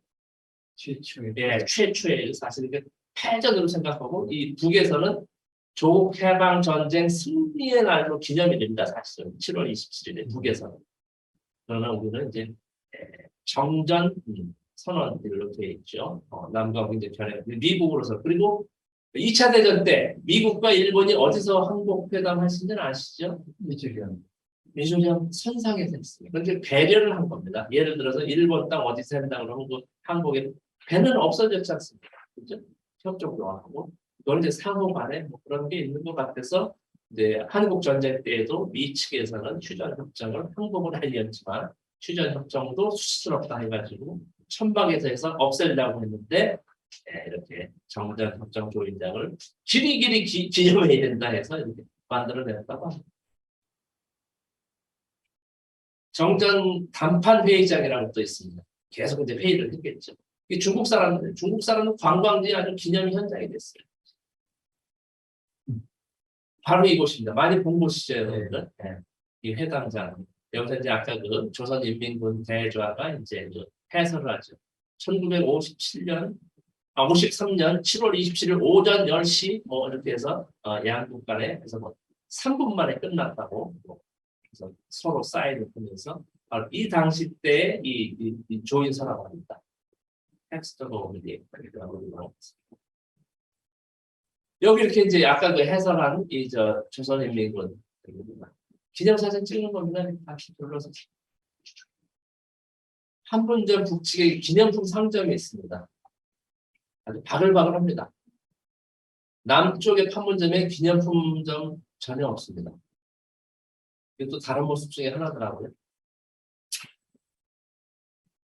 고려 청년 모형이겠죠. 뭐이 놋그릇, 은쟁, 놋쟁반 뭐 이런 것쭉 판매죠. 그림도 팔고 뭐 이렇게 여러 가지 기념품 파는 곳입니다. 뭐 정신이 없죠. 뭐 야단 그냥 바글바글 되고 거의 싹쓸이 하다시피. 통일가 많이 본 모습 아닙니까? 2018년 5월 23일인가요? 4.27 판문점 선언하고 6월 달에 이제 북미 회담 여기 싱가포르 해놨다가 일주일 내기로 취소했었잖아요. 그때 화들짝 해가지고 김정은 위원장이 문재인 전화 통화를 했죠. 이거 어떻게 된 겁니까? 어떻게 됩니까? 전화하다가 내일 만납시다 해가지고 바로 만나는 것입니다. 5월 24일 통일가. 예, 개선해 오시 몇 개 보겠습니다. 10분 남았는데 간단히 보이죠. 이게 바로 민속영원에 들어간 모습입니다. 마루, 캔마루 거의 뭐 어렸을 때 제가 산 집 모습이었어요. 방 하나 들어가서 이제 우리 식사할 때 이제 이 모습들 큰 넓은 방이죠. 큰 방에 이렇게 돼 있고요. 찍어본 모습입니다. 각각 개인 식사입니다. 물론 뭐 개인 식사지만 반찬도 이렇게 개인으로 소장국 뭐 이렇게 가진 반찬해서 그냥 이것은 그냥 식사, 개성 민속영원에서 도착하자마자 점심밥 먹은 모습입니다. 일반 식사지요. 돼지갈비찜, 소장국, 이게 무슨 나박김치 같은 겁니다. 양배추, 무슨 생선 튀김, 계란말이, 기가 막히게 아니라 김까지 넣어가지고 계란말이입니다. 묵무침, 도라지 무침, 튀가. 그래서 제가 이렇게 일행들하고 같이 먹습니다. 제가 이때 어느 여름날인데 2019년도를 봅니다. 2019년 어느 여름 개성 민속명원에 도착해서 식사. 이거 제 그 안내원이고요. 이게 조선요리협회 소기장 지낸 분이고, 요 카메라 감독 냉면 5그릇 먹었다는 요 제 운전기사 리영호. 요 이제 개성의 안내원입니다. 1, 2, 3, 4, 5 지금 3명이 더 있습니다. 이런 모습이고요. 요게 이제 통일관의 13첩 반상. 아주 그 외국 사람들도 좋아하고요. 진짜 신기롭죠. 아주 맛있게 잘 먹는다고 해요. 개인으로. 여러분들 개성 관광 되면 꼭 한 끼는 이 통일관에서 13첩 반상을 드실 기회가 있을 겁니다. 딱 이렇게 놨죠. 그릇도 아주 뭐 간장, 고추장은 13첩에 들어가지 않습니다. 1, 2, 3, 4, 5, 6, 7, 8, 9, 10, 11, 12, 13. 밥과 국도 별도입니다. 밥, 국, 간장, 고추장 별도입니다. 13첩 반이다. 궁금하시죠? 이렇게 놋그릇에 쫙 돼 있고요. 열었습니다. 박치라는데 이 반찬이 13가지 반찬이 인삼 전과까지 있습니다. 음식 중에 하나지. 계란, 프라이, 뭐 도라지 무침, 뭐 이렇게 쭉 해서 깔끔하게 맛있게 13첩 반상. 이거 이제 신설로 만드는 주방 조리사입니다. 이것이 들어가는 거예요. 이거 이제 양념류고요. 간장, 참기름, 뭐 이런 장류고요. 요게 이제 들어가는 겁니다. 신설로에 요 새우 2마리가 들어가는 거예요. 흰떡도 들어가고, 요 속이버섯도 들어가고, 요 전복도 들어가고, 뭐 배도 들어가고, 뭐, 이 갖은 이게 다 들어가는 거예요. 대추도 들어가고. 이걸 다 넣어서 양념, 요 해삼도 들어가요. 요 양념을 넣어서 간을 해서 끓이니까 맛이 없을 수가 없는 거죠. 다른 조미료가 아니고, 다른 비법이 있는 게 아니에요. 이거 이제 크로즈를 찍은 거예요. 요게 다 들어가야 제 원료가 되는 거예요. 이걸 넣고 그냥 적절한 온도로 끓이고 간을 해서 요런 요 양념으로 마늘 다진 거, 뭐 생강, 뭐 다 있지 않습니까? 이걸 해서 골고루 넣어서 하니까 맛이 없을 수가 없죠. 그런 듯 한번 이제 찍어봤고요. 이런 놋그릇입니다. 이제 개성 국수집이라고 그냥 국수만 파는 건 아니고요. 이 식당입니다. 여기 주방. 여기서 이제 먹은 음식들입니다. 그냥 보통 음식입니다. 이렇게 먹습니다. 매끼, 점심, 저녁. 아침은 이제 호텔에서 이제 간단히 먹고요. 점심, 저녁. 아주 뭐, 정말 잘 먹습니다. 하면 제가. 그리고 이제 요리 취재를 주로 하니까 식당에서 이제 만들면 먹습니다. 고기 쟁반에 또 다른 개성식 고기 쟁반입니다. 야채하고 여기 뽕고기인데 이제 닭고기로 해서 고명에 고기로 이제 간을 해서 먹고 나중에 이제 면을 띄워보세요. 고기 닭고기. 아주 뭐 정말 투정딱. 얼마나 쫄깃쫄깃하고 식사도 못 하셨을 텐데 제대로 네, 미안합니다만 아니라 맛이 있습니다 정말. 이거 먹고 이제 국수도 비벼 먹고 딱 이제 먹은 겁니다. 여기도 총 지배인이 여성분입니다. 이제 봉사원들이고요. 안내원들 찍었습니다. 인삼 닭고음이라고 24시간 구운다. 이 백자 하나로요. 이 모습입니다. 끓여내서 이제 이렇게 완전 토종닭인데요. 인삼 넣어가지고 와 정말 기억이 아직도 납니다. 오늘 또 중복이라고 그러더라고요. 중복. 이 중복 날 이거 김밥 먹고 이거 안 됐습니다. 이 삼계탕 이게 저 인삼 삼계탕입니다. 정말 말 그대로 이 옥그릇 옥이라고 그러죠. 옥. 그릇을 옥그릇에 넣었다고. 옥그릇에 맛이 다르대요. 그렇죠. 정말 누런 국물의 토종 딸기 지금도 생각이 납니다. 중복날 이런 거 한 마리 먹어야 정말 몸이 개운하고 땀을 흘려도 이거 보세요. 박연폭포입니다. 박연폭포. 그냥 가물어 가지고요. 비가 와서 실개천 같이 있는데 박연폭포. 물 담그고 이렇게 하면 제 일행들입니다. 쭉 가서 제 일행 해서도 있고. 박연폭포 가서 이제 식당이 없으니까 싸갑니다. 해가지고 이 친구가 이제 나와서 이제 준비하는 모습인데요. 오리불고기, 숯불고기 해 먹습니다.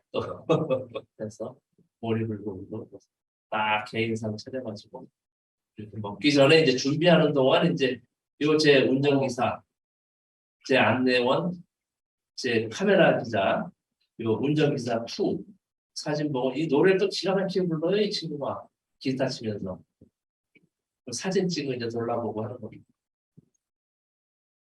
이제 박연폭포 정말 신선 노릇했습니다. 박연폭포 배경으로 그냥 여기서 오리불고기에 이제 해설원이고요. 개성 안내원입니다. 네, 그냥 한잔합시다 하고 이제 콜라도 있고 자동광 맥주도 있고 이렇게 아주 놀이 비무장지대 바로 1953년 7월 27일 날 말뚝박은 것이 지금까지 이렇게 아주 완전히 탈색이 돼가지고 이렇게 얼른 종전선언 평화협정이 돼야 되는데 자, 멀지 않은 시기에 되기를 바라지 않습니다. 여기까지입니다. 고맙습니다. 감사합니다. 네, 그냥 바로 이어서 좀 질문. 네, 그렇게 하시죠, 뭐. 네. 지난주에서 2번째 이렇게 더운 때 오셔서 당해주셔서 고맙습니다. 아닌데 불러주셔서 고맙습니다. 질문을 좀 여기 이어서 좀. 그럼요. 제가 뭐 아는 데까지 다 말씀드리겠습니다. 일단 저희가 이 자본주의적 생각에서 벗어나기가 좀 힘들어요. 물론입니다. 물론. 이런 사진과 좋은 설명을 해도 또 이렇게 속에 궁금한 점들 아, 그런 당연히. 것들이 많습니다. 아까 그 각 식당에 그 지배인 여자분들이 많이 하셨고 또 거기서 일하시는 봉사원들 많은데 그분들 그 급여가 네, 네. 솔직히 차이가 있나요? 거기에 대해서 제가 좀 말씀을 드리겠어요. 제가 이제 뭐 수치로 물어보곤 하는데 급여의 개념이 좀 다른데요. 아까 약간 생활 네, 생활보조비, 모집이 생활보조비라고 말씀드렸는데, 근데 근본적인 이제 질문으로 보시는데, 우리의 그 자본주의와 이제 부분 이제 사회주의, 이게 근본적으로 이제 시장 경제와 이제 사회, 이거 집단 체제거든요. 근본적으로 다릅니다. 그리고, 지구상 200개 나라를 봤을 때 지금 모두가 자본주의 국가 됐습니다. 뭐 중국, 뭐 베트남, 쿠바 이런 데도 사회주의가 아닙니다. 유일하게 북이 쿠바가 좀 비슷하지 않나요? 쿠바도 거의 이제 뭐 시장 경제를 갔다 가보지는 않았는데 그렇게 들었다고 하는데 그래서 지구상에서 유일하게 남은 사회주의 국가 조선민주주의인민공화국이 사회주의 국가로 지상 낙원을 만들자는 게 지금 지도자와 이제 인민들까지 이 구호고 그렇게 하겠다고 하는데 제가 볼 때는 가능하다는 생각을 갖고 있는 것이 좀 이제 말씀드리겠습니다. 이것이 이제 국가보안법 위반이 절차는 될지는 모르겠습니다만 이건 뭐 북을 좋다 나쁘다가 아니라 제가 보고 들은 대로 말씀을 드립니다. 우리는 이제 자본주의에서 이렇게 험난하게 살아남지 않았습니까? 정말 이제 어렵고 힘들고 저도 이제 전후 세대인데 정말 뭐 배급 받아먹고 진짜 뭐 미군 그 밀가루 그 받아먹고 하다가 지금 거의 뭐 50년, 40년 만에 이제 세계 뭐 10대 선진국으로 들어오고 군사 강국이고 뭐 7대 무역 강국이고 자본주의에서 정말 이렇게 살아났거든요. 190여 개, 200개 나라 중에. 그리고 북은 거의 이제 절반 양분됐던 동서냉전 시기 2차 대전 이후에 소련과 미국으로 중심으로 한 이런 그 냉전 시기에 사회주의 국가 수십 개 거의 절반에 가까운 사회주의 국가에서 유일하게 지금 살아남아 있습니다. 그러니까 저는 우리 대한민국이 북쪽의 사회주의로 들어간다는 것은 아무도 생각하지 않을 겁니다. 그죠? 그렇듯이 북에서도 대한민국의 시장 자본주의로 들어오리라는 생각은 아무도 하지 않고 있습니다. 그러니까 우리 생각에 우리 잘 먹고 잘 사는데 너희들 말이야 그거 주의 주장 하나 벗어내자 좀 편하게 잘 먹고 잘 살 텐데 왜 고집 부리면서 그렇게 하느냐인데 그건 우리 생각이죠. 저 사람들은 절대로 그렇게 생각하지 않습니다. 그리고 자본주의 이건 뭐 더 심하게 얘기하면 뭐 더 자본주의라고 행복한 건 아니거든요. 사실 그 자살률이 얼마나 되고 북엔 자살률이 거의 빵입니다. 빵.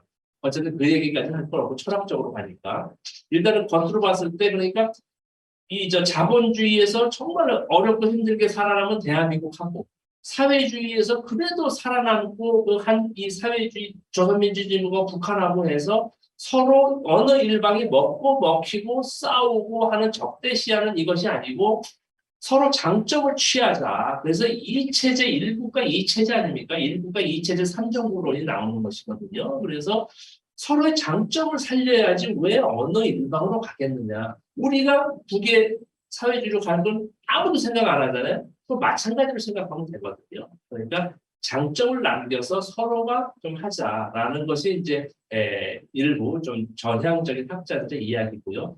급여 얘기를 이제 말씀을 나와서 조금 말씀드렸는데 여러분들은 어쩐지 모르니까 제가 이제 급여 받아서 제일 이제 첫 번째 들어가는 부분이 바로 주거 비용입니다. 주거에 완전히 뭐 돈을 진짜 몇 억 주고 사지 않는 한은 은행 대출을 끼웠는데 저는 뭐 이제 보증금 없는 월세 살고 있다 그러는데 월세 이거 뭐 100만 원 이상 막 월급 뭐 꼴랑 얼마만 거의 뭐 절반 가까운 그냥 3분의 1 이상이 월세 주거비로 들어가요. 뭐 대출 받은 사람 뭐 거의 주거비 비중이 상당히 클 겁니다.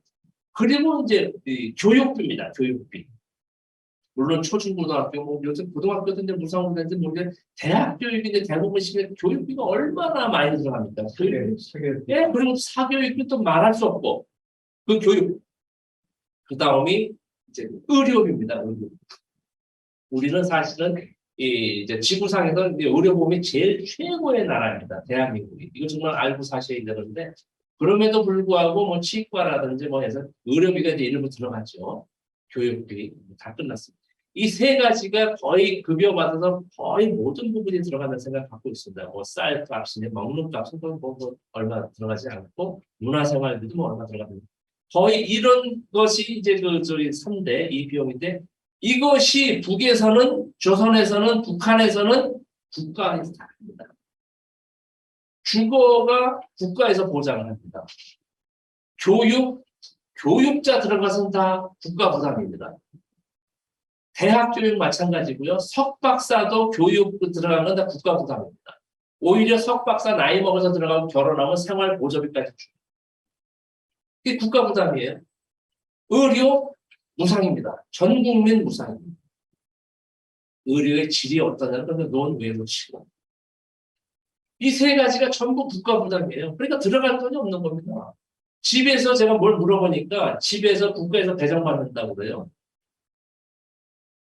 전기세만 낸다고, 전기세. 전기세는 이제 전기가 부족하니까 그냥 밤새도록 불 켜놓고 막 그런 사람이 없겠지만은 전기는 알아서 좀 절전을 해라라는 차원에서 전기요금 일부 낸다고 합니다. 전기. 그것도 뭐 말할 수 없이 아주 누군 값이라고 낮은 돈이에요. 우리 돈 해봐야 몇 푼 되지도 않아요. 그 전기밖에 없어요. 우리 그게 다른 겁니다. 우리는 이제 돈 벌어가지고 거기 들어가는데 이 양반들은 그러니까 생활 보조비라는 표현을 쓰는 겁니다. 주택은 어떻게 해서 생기느냐?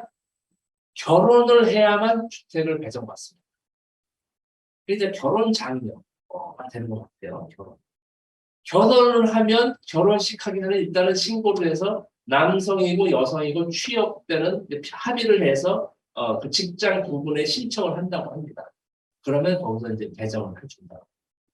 방북한부터 시작을 하는데 거의 평수 개념이 없습니다. 자기 소유가 아니라 국가 소유입니다. 그래서 입사증이라는 건 뭐예요? 입주해서 사는 증서입니다. 뭐 어디 구역에 여명거리, 뭐 어느 살림집, 몇 층, 몇 호, 아무개, 어디 대외경제 연락소, 뭐 세대주 이름, 세대주 거기 그 사람이 사는 집입니다. 사는 동안 사고 팔 수가 없어요. 국가 건데 어떻게 사고 팝니까? 물론 이제 그럼 다 좋은 아파트 살려고 하는데 이건 어떻게 됩니까 하는데 그것은 이제 또 그 배정의 기준이 있습니다. 이게 또 특권층 기준이 아니고 또 구체적으로 아주 좀 복잡한데 어쨌든 결혼해서 배정을 받는 아파트 살림집이고 결혼하면 어떻게 되느냐? 결혼 안 하면 보통 사회주의 국가에는 직장이든 학교든 보통 숙소가 기숙사 같이 공장에 숙소가 있습니다. 많이. 지방에서 온 사람이라든지 외지에서 온 사람, 먼 사람들은 공장 숙소에서 기숙 생활을 합니다. 직장에서도 마찬가지고요. 그래서 총 나이 먹어도 결혼 안 했으면 40 먹어도 부모님 집에 있든지 직장에 숙소로 가든지 이렇게 합니다. 그리고 그럼 또 그러죠. 이혼을 하면 어떻게 되느냐? 제가 물어봤습니다. 사실은. 좀 궁금하니까 이혼 왜 없습니까? 이혼 살다 보면 이혼할 수도 있죠. 북에도 적지 않게 이혼을 한다고 합니다. 그래서 이제 저는 이혼을 거의 안 할 것 같은데 이혼을 하게 되면 아이가 없으면 각자 고향 앞으로 부모님이 살던 집 아니면 어떻게 형님 집에 갈 수 있으면 안 가고 못 갑니다. 직장에 숙소로 가는 겁니다. 그러니까 막말로 집에서 치고받고 하더라도 외형적으로 이혼은 안 할 것 같아요. 밥방을 쓸지 몰라도 어떻게 그렇겠어요? 하여간 그래도 이혼을 하는 사람이 있다고. 그리고 아이가 있다면 뭐 여자가 아니고 아이를 키우는 쪽에서 집을 보유한답니다. 남자가 아이 키우겠다면 남자가 있고 여자는 고향 앞으로. 여자분이 아이 키우겠다면 남자는 고향 앞으로. 이해되십니까? 그렇게 된다고 합니다. 그래서 주거가 해결되죠. 그리고 고등학교 12년 국가에서 무상 의무 교육입니다. 교육은 다 무상이죠. 대학도 무상이지만은 전 국민이 대학 교육 시킬 필요가 없으니까 17세 고등학교 졸업하면 이제 갈린다고 합니다. 자기가 이제 뭐 희망하는 거나 뭐 여러 가지 상황에 따라서 대학 교육을 보통 20% 안팎으로 종합대학 교육을 시킨다고 합니다. 그러니까 20%를 하는데 이제 고등학교 졸업생 중에 한 30%가 되면 어떻게 했습니까? 경쟁을 해야죠. 다 갈 수는 없으니까. 그러기 위해서 국가 시험을 보고 하는 겁니다. 떨어지는 사람도 있고 하게 되는 거예요. 또 뭐 다 어떻게 성적수는 고등학교 성적 보내고 시험도 못 줘 이게 아니고 어쨌든 희망하는 대로 돼서 아니면 떨어지면 이렇게 되고 그렇게 하고 이제 기술학교, 우리 지금 전문대학 이런 곳이 또 한 20여 프로 된다고 합니다. 그래서 한 절반 정도 빠지고 근데 절반 남은 데에서 한 절반이 인민군대를 간다고 합니다. 북한은 말이죠. 조선은 인민군이 징병제가 아니고 모병제입니다. 우리 대한민국은 징병제입니다. 의무를 가해야 돼서 이제 군에 대해서 뭐 여러 가지 이제 막 불미스러운 일도 많고 뭐 백이 있어서 뺀다 어쨌든 뭐 여러 가지 이제 말이 많았는데 요즘에 그렇지 않고 어쨌든 징병제지 않습니까 대한민국은. 북한은 의외로 모병제입니다. 원하는 사람이 희망하는 사람이 갑니다. 희망하는 사람이 갑니다. 아까 제가 보던 젊은 카메라 기자 있죠? 얘 군대 안 갔다고. 어쨌든 희망하는 모병제입니다. 그래서 군대 가는 사람은 또 우대를 합니다. 그러니까 최소한 조선 노동당원이 되려면 적어도 남자애 같은 경우는 여자도 있지만은 특히 남자의 경우는 군대를 갔다 오지 않으면 아예 이 접수도 못 냅니다고 합니다. 그러니까 우대를 하는 거죠. 우대. 그리고 대학도 군대 갔다 와서 졸업하고 대학도 특전을 또 주는 거죠. 나 군대 갔다 와서 대학 가겠다면 뭐 성적을 뭐 조금 이렇게 하더라도 이제 예를 들면 뭐 정원에는 아니더라도 그런 또 편의를 준다고 합니다. 가산점을 준다고 합니다. 그렇게 해서 지난 시기에 DJ 노무현식의 뭐 학생회담하고 뭐 노동자회담, 뭐 각계각층 회담을 했거든요. 학자회담, 문학가 회담, 뭐 언론인 회담에서 대학생도 회담을 했는데 보니까 어느 신문에서는 저거 말이야 가짜 대학생 나왔다고. 한 30 먹은 사람이 학생이라고 나왔습니다. 그러니까 우리 식으로 생각하니까 안 되는 겁니다. 우리 식으로는 아무리 군대 갔다 와도 뭐 20살에서 3년 갔다 오면 23살, 뭐 28살인데 북에서는 보니까 뭐 한 30살 넘은 사람도 학생이라고 보니까 저거 말이야 가짜 학생이다. 모르지 다르니까. 우리 식대로 생각해서 그런 이해도 있었지만 그런 학생들도 많이 있고요. 그 사진도 이제 나중에 보여드리는데 그렇게 해서 빠지고 군인 빠지고 그 절반이 취업을 하는 겁니다. 취업. 어떠한 직장에도 배정을 합니다. 그건 다 이 계획경제 사회주의국가이기 때문에 주택 걱정, 취업 걱정이 소위 없다고 하죠. 그래서 취업도 그러니까 이제 고등학교 졸업한 사람들이 갈 수 있는 것도 뻔하지 않습니까? 이제 공장이면 이제 가장 소위 이제 표현이 좀 그렇지만 좀 시다. 그냥 초보자 이제 견습생이죠 사실 견습생. 예를 들면 식당 같은 데 가면 이제 뭐 봉사원 제일 편하잖아요 그런 것들이. 그거부터 시작을 하는 거죠. 그리고 대학에 떨어져서 나는 또 가고 싶다. 근데 공짜 재수는 없다고 그래요. 제가 아까 안내원 김미양 선생의 딸이 늦둥이 딸이 대학 떨어져가지고 이제 어디 공장에 배정을 받았다고 그래요. 그러면 퇴근하고 와서 집에서 공부해가지고 학교를 붙으면 다시 학교를 간다는 거예요. 그 대신 공짜 재수는 없는 거죠. 그죠? 직장을 다녀야 되는 거예요. 그러면 뭐 다 나 재수하겠다고 집에서 놀고 먹으면 어떻게 되겠습니까? 사회 시스템이 고등학교 졸업하면 대학을 가든지 전문대학을 가든지 군인을 가든지 직장을 배정받든지 합니다. 뺄 수는 없죠. 그건 있을 수가 없죠. 그러니까 환자가 아닌 다음에는 있을 수가 없는 거죠. 이 시스템이. 그러니까 어느 일생활 보조금의 차이가 좀 있지는 않나요? 차이가 그러니까 그 차이가 제가 좀 말씀드리면 육체적으로 힘든 일을 하는 사람이 가장 많이 받습니다. 탄구, 지하에 이 수천, 몇천 메다, 몇백 메다 내려가서 탄 패는 이 광부들이 예를 들어서 가장 많은 생활 보조를 받는다. 가장 적은 사람이 당 간부, 행정관료들, 탁상에서 일하는 사람들. 제일 많이 받는 거지. 제일 조금 받습니다. 제일 조금 받습니다. 그래서 지금 그러니까 육체 노동, 노동당이지 않습니까? 오히려 노동을 가장 우선시하는 거죠. 그거하고 좀 이어서 아까 처음에 말씀 제가 드린 대로 이제 자본주의 시각에 우리가 네. 젖어서 어쩔 수 없습니다. 비슷한 질문을 드리면 네네.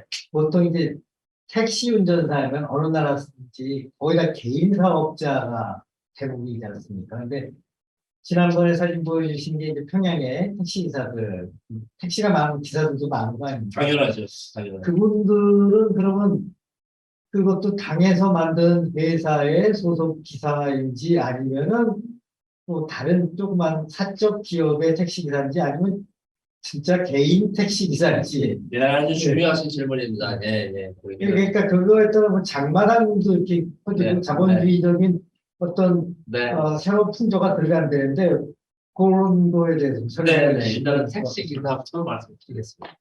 보통은 우리는 이제 그 회사 택시 아니면 이제 개인 택시지 않습니까?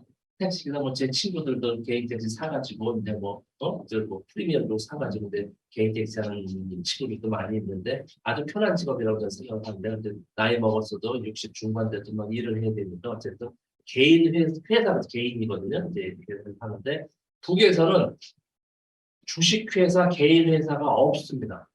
모두가 국가입니다. 국가. 그리고 이제 조금 더 한 게 이제 합영 회사라고 해서 외국인하고 이제 합작 회사가 있고 좀 다른 개인이 회사를 할 수가 없게 돼 있는 게 사회주의가 그런 게 아닌 거죠. 자본주의로 되는 거죠. 주식회사, 이 개인 회사 자체가. 이게 그러니까 사회주의를 견지하고 있으면서 국가입니다. 모두가 국가입니다. 그래서 학교도 국가 기관, 그리고 기업소도 국가입니다. 택시 회사도 마찬가지입니다. 택시 회사 몇 개, 한 대여섯 개, 여섯, 일곱 개가 있다고 하는데 각각의 고려 택시 회사가 있어요. 고려 항공에서 하는 택시입니다. 고려 항공은 군 어디에서 또 한다고 합니다. 군 아니면 정, 당은 아니고 당은 이제 지휘부니까 당, 정, 군이라고 그러거든요. 정부 부처 아니면 군에서 관리 운영을 합니다. 공군 뭐 몇 사단 몇 부대에서 고려항공을 운영하라. 요 택시도 거기서 운영을 하는 겁니다. 이제 광의의 국가죠. 국영입니다. 국영. 그래서 거기에 소속된 직원들입니다. 택시가. 그래서 보면 택시제가 인터뷰했을 때 제가 아까 말씀드렸잖아요. 그날 그래서 한 50여 명 봉사를 합니다라는 표현을 했잖아요. 봉사. 봉사원입니다. 봉사. 택시 기사가 자기가 맡은 직업 중에 하나예요. 무슨 직업을 받아야 됩니까? 직업 중에 하나예요. 급료도 좀 차이는 있겠죠. 그러나 근본적인 차이는 좀 크게 많지 않다. 그래서 이 친구가 중요한 것은 손님이 10명이 타든 100명이 타든 자기 급여는 자기 이 생활 보조비는 똑같다는 얘기죠. 이해되십니까? 네. 우리는 개인적인 다르잖아요. 그러니까 우리가 보통 일반적으로 생각하는 어느 세계 어느 나라의 기사 택시는 전부 개인이나 또는 어쨌든 사적인 회사 주식회사죠. 그런데 거기 국가. 네. 그뭐또 하나 마지막으로 드리면은 그 우리 개성공단에 네. 새로 이렇게 산업단지가 생기지 않았습니까? 네네, 공업단지. 남한쪽들이 많이 네. 있고 거기에 이제 노동자들이 많이 와서 일을 하지 않았습니까? 네네. 그분들이 어디에서 이러다가 갑자기 왔나요? 자기네들 일을 그러면 그쪽은 안 하고 이동을 해서 오고 그쪽은 뭐 그 사업을 안 하게 된 건가요? 줄이게 된 건가요? 글쎄 그것은 이제 갑자기 네, 그리고 그 다음에 네. 갑자기 개성에서 철수하면 하면서 뭐 그 사람은 또 어디 갔을까? 아. 어쨌든 거기 부가가치 나와서 어쨌든 당이든 뭐 정부든 어느 정도 국가 전체에 부가가치가 좀 있었는데 부가가치가 올라갔을 텐데 어느 날 갑자기 없어져서 또 상당히 어려워지지 않았을까? 네. 그래서 제가 그것을 지금 이제 우리 이사장님한테 갑자기 질문을 받아서 이 질문을 받은 적은 없습니다. 사실 그래서 제가 지금 저는 뭐 생각나는 제가 취재한 대로인데 제가 정확하지는 않습니다만은 어디선가 이제 조달이 됐겠죠. 그 노동력이 뭐 예를 들면 뭐 어디에서 뭐 충당됐든지 이제 들은 얘기는 개성공업지구가 좀 활발했을 때 또 예를 들어서 한 2, 3만 명의 노동자가 필요한데 이거 어떻게 하느냐 하니까 당시 김정일 국방위원장이 무슨 걱정하느냐. 우리의 인민군대가 있지 않습니까? 인민군대 군복 벗기고 작업복 입으면 노동자입니다. 이런 이야기를 한 적이 있습니다. 저도 그런 뜻을 네, 그죠? 그게 이제 갑자기 어디서 조달되느냐? 갑자기 거기도 이제 돌아가는 시스템이 있었을 거 아닙니까? 갑자기 필요하니까 일부 그럼 이렇게 충당하라라고 해서 걱정하지 말아라. 인민군대를 투입하면 된다. 이런 이야기를 들은 적이 있고요. 과연 지금 그 사람들이 또 어디로 갔을까? 뭐 나름대로 또 다음 패치를 하지 않았을까라는 생각은. 외국으로 중국이나 네네. 러시아 쪽에 뭐 벌목하고 이런 네네. 노동자들 다 뺀 거 아닙니까? 그렇지는 않고요. 그리고 그게 사실은 이제 그 소위 해외 노동 수입하려고 이제 했다가 이제 유엔 제재를 또 다 귀국도 하고 뭐 귀국도 시키고 뭐 다 그렇게 하고 또 최근에 보도를 보니까 뭐 러시아 중국의 그런 노동자도 뭐 했다고 하는데 뭐 그런 정도는 아닐 겁니다. 네, 대성공업지구에 뭐 몇만 명 하는 것 정도. 네, 지난번에 이어서 네, 오늘도 아주 그냥 계속 메모하면서 네, 네. 유익합니다. 네. 이렇게 영화나 드라마를 보면 이제 동력에서 보면 또래는 동무동무거리지만 약간 높은 사람이나 그런 사람한테 동지라고 좀 뭐 그런 거 같더라고요 드라마에서. 아, 그래서 예리하시네. 그 저는 그 서로에 대한 호칭들 네, 네. 특히나 사회적 관계도 있지만 부부간에도 우리 남쪽에서야 뭐 자기야 여보야 여보 아니면 뭐 이름으로 여런데 그 사회적 호칭과 남녀간의 호칭 그리고 아무래도 이제 요즘 남한 쪽도 젊은 애들은 덜하지만 우리 세대만 해도 남녀간의 약간 가부장적인 언어 문화가 있거든요. 이런 문화는 없는지 그런 거 아주 호칭에 대해서. 예리한 질문입니다. 아주 예리한 질문이세요. 저도 이제 북을 자주 다녀보니까 이제 호칭에 대한 부분들 이렇게 해서 보면 정확히 보셨습니다. 거기는 이제 수평 사회입니다. 수평 사회. 그래서 보면 같은 나이 또래 혹은 나이가 우리 가부장제에 유교적 문화가 있습니다. 그게도. 그래서 보통 동무라는 표현을 씁니다. 동무. 친구급이면 뭐 이제 동무라는 표현을 쓰고요. 그리고 좀 나이가 위다 하면 동지라는 표현을 써요. 동지. 그래서 이제 그 자기는 지금 최고 지도자들 앞에 이제 접수사 보죠. 경애하는 김정은 동지께 동지입니다. 동지. 앞에 이제 경애하는 뭐 위대한 수령 김일성 동지 동지입니다. 그렇고 그 최고 지도자 말고는 나이가 위면 동지 맞습니다. 동지. 그리고 같은 연배나 연하면은 동무입니다. 그러니까 여러분들 북한 영화 뭐 볼 기회가 없으시겠지만은 군대에서도 마찬가지입니다. 군대 조직에서도 예를 들면 우리 지금 가장 이제 소대장, 중대장, 뭐 대대장, 연대장, 사단장 이렇게 가지 않습니까? 여성분들은 조금 그렇지만 그러니까 이 장으로 갑니다. 중대장, 뭐 연대장 이렇게 가는데요. 병사가 부를 때 중대장 동지입니다. 중대장 동지, 중대장, 연대장 동지, 사단장 동지 이게 반반이 아닙니다. 동지님이 아닙니다. 사단장 동지는 별 2개입니다. 1등병에서. 사단장 동지, 그리고 사단장이, 연대장이, 중대장이 할 때, 야, 임마! 보통 그러거든요. 뭐 요즘에 대한민국은 그렇지 않겠지만, 제가 부대 생활할 때, 30, 40년 전에는 그랬습니다. 그 일제 그 잔재로. 야, 임마! 아무개! 뭐 이렇게 불렀는데, 거기는 진천규잖아요. 천규동무, 진동무, 사단장이 아니라 김정은 위원장이 불러도 아무개 동무입니다. 영철동무, 김영철. 김여정, 뭐 여정동무 이렇게 부르겠죠. 자기 여동생은. 집에서는 뭐 여정아 그럴 수도 있겠지만은 공식적인 데서는 여정동무, 현성월이, 송월동무, 동무입니다. 동무. 어이 송월이 자기 비서래도 그렇게 부르지 않습니다. 그리고 봉사원들 아까 말씀드렸죠. 봉사원 동무. 제가 뭐 봉사원 동무 거기 가서는 가끔 쓰기도 합니다. 사실은 그 사람들이 그렇게 쓰니까. 봉사원 동무입니다. 봉사원 동지라고 하면 거의 아시죠. 그 연대가 좀 어리고 거의 딸고 자식거리입니다. 그렇게 해서 불러서 쓰고 학교에서도 선생님들이 말씀드렸잖아요. 학생 동무들 영희 동무, 철수 동무, 천규 동무, 영균 동무 이렇게 부릅니다. 반말하지 않습니다. 유치원부터 뭐 대학생 말하부터 뭐 선생님이 학생들한테 유치원 아이들까지도 경어를 씁니다. 그런 서로 간에 인간 존중이라고 이런 걸 느낄 수 있었고요. 남녀 간에 또 이제 그렇게 합니다. 사실 서로 이제 동무라는 표현을 쓰고요. 자기보다 선배면 동지 영철 동지 뭐 이렇게 쓰죠. 선생님은 선생님 이렇게 선생님이란 말 쓰고 보통 이제 우리 남쪽에서 하는 사람은 선생이라는 표현을 많이 씁니다. 우리는 참고로 동지 동무라고 쓰기는 우리는 입에 붙어 있지 않지 않습니까? 좀 이상하고 괜히 좀 뻘쭘하기도 하고 반복거리고. 네, 그런 거 같기도 하고 그러니까 영균 선생 뭐 이렇게 하죠. 미양 선생 제 안대원 미양 선생 뭐 이렇게 이렇게 부르죠. 그런 호칭이 있고요.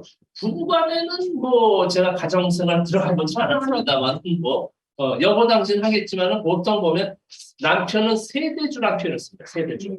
우리 세대주는 말이죠. 우리 남편이라고 세대주를 남편이라는 표현을 씁니다. 세대주. 사랑의 불시착에서 많이 나와요. 그 세대주 맞아. 나오죠. 네, 맞아요. 정확하면. 그게 당시 사랑의 진짜 그 TVN에서 기획단 게 저한테 왔었어요. TV가. 진 대표, 진 기자께서는 사실 그걸 정확히 아니까 자문 좀 해달라고. 그래서 제가 할까 하다가 노를 했습니다. 왜 그런 거 하면 아무래도 우리 자본주의에서 드라마 만드는 것은 요만한 그 반복적인, 우리는 의식하지 않아도 반복적인 용어가 들어갈 수밖에 없거든요. 괜히 통일TV 진천주가 자문했다고 하면 큰일 나거든요. 아예 나는 발음 빼는 게 좋겠다. 그런 이유로 해서 저는 아예 반영하지 않았습니다. 그래서 북에서도 보면 사실 북의 모습을 제가 봤을 때는 일부 뭐 이렇게 좀 인간적인 건 뭐 여러 가지 한 거 있지만 또 어떤 것은 또 편향되게 왜곡된 것도 없지 않아 있으면 장면이 100%는 없지 않습니까? 그래서 북에서도 공식적으로 냈잖아요. 어쨌든 아주 완곡한 비난 성명을 한번 냈었죠. 맞지 않다라고. 아주 극렬한 비난을 하진 않고요. 그 사람들 다 알거든요. 그러나 좋다라고 넘어갈 수는 없는 부분이 있었기 때문에 뭐 유감이다. 뭐 이런 간단한 유감의 표시를 한 보도를 봤습니다.